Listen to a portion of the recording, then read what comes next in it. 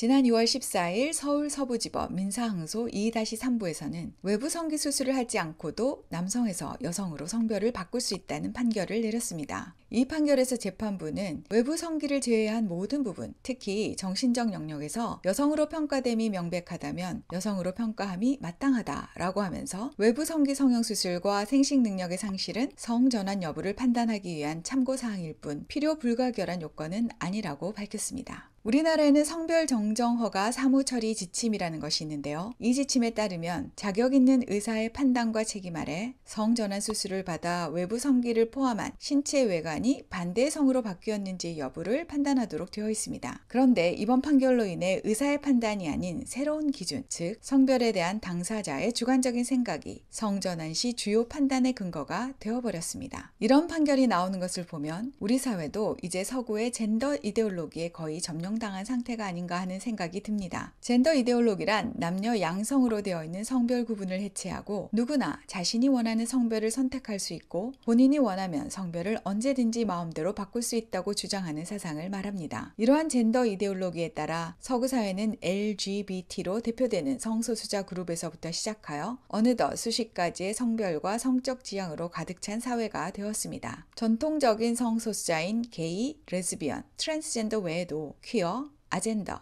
시스젠더, 인터섹스 등등 듣도 보도 못한 성별과 성적 지향이 난무하는 사회 말입니다. 지금까지 성소수자들은 LGBTQ+ 커뮤니티의 이름으로 대동단결하여 성별과 성적 지향에 대한 자기결정권은 인간의 기본권이니 이를 존중해달라고 주장해왔습니다. 그런데 젠더 이데올로기가 대세가 되면서 내부 분열이 일어나기 시작했습니다. 왜냐하면 젠더 이데올로기에 따라 모든 사람의 성별이나 성적 지향이 유동적이라고 해버리니 더 이상 과거처럼 성별 정체성과 성적 지향은 선천적인 것이어서 바꿀 수 없는 것이니 사회가 인정하고 받아주어야 한다고 했던 동성애자들의 주장이 설득력을 잃어버리게 된 것입니다. 또한 젠더 이데올로기가 힘을 얻게 되자 지금까지 성소수자 운동을 함께 해왔던 페미니즘과도 갈등을 빚기 시작했습니다. 지금까지 페미니스트들은 여성의 권익을 위해 투쟁해왔는데 어느 순간 여성이라고 주장하는 남성 트랜스젠더들이 자신들도 여성이라면서 진짜 여성들의 인권을 위협하기 시작했기 때문입니다. 이러한 아이러니 때문에 최근 서구 여러 나라에서는 성소수자들이 함께 모여 Drop the T, 즉 트랜스젠더들을 분리시키자라는 시위까지 벌이고 있는 상황입니다. 이미 해외에서는 여성 목욕탕, 여성 락커룸, 여성 감옥 등 여성 전용 시설에 외부 성기 수술 없이 여자가 된 트랜스젠더들이 들어올 수 있게 되면서 여성들의 안전을 위협하고 있다는 뉴스가 심심찮게 나오고 있습니다. 우리나라에서도 지난 3월 23일 여의도에 있는 한 여성 헬스장 탈의실에 여장 남자가 침입하여 2시간 동안이나 주변을 어슬렁거리다가 경찰에 붙잡힌 사건이 발생했습니다. 이 여장 남성은 자신을 트랜스젠더라고 주장했다고 하죠. 물론 성기수술 같은 건 하지 않았지만 자신을 정신적인 여성이라고 생각한다고요. 성별을 바꾸는 일을 점점 수월하게 만들어주고 있는 판사님들은 그렇게 해도 우리나라에서는 해외에서 일어나는 것 같은 사회적인 혼란 따윈 일어나지 않을 것이라는 순진한 생각을 가지고 계신 건지 아니면 진심으로 젠더 이데올로기에 따른 위대한 사회로의 진화를 위해 이런 찰나적 혼란은 감수해야 한다고 믿고 있는 것인지 알 수가 없습니다. 정소영 미국 변호사였습니다.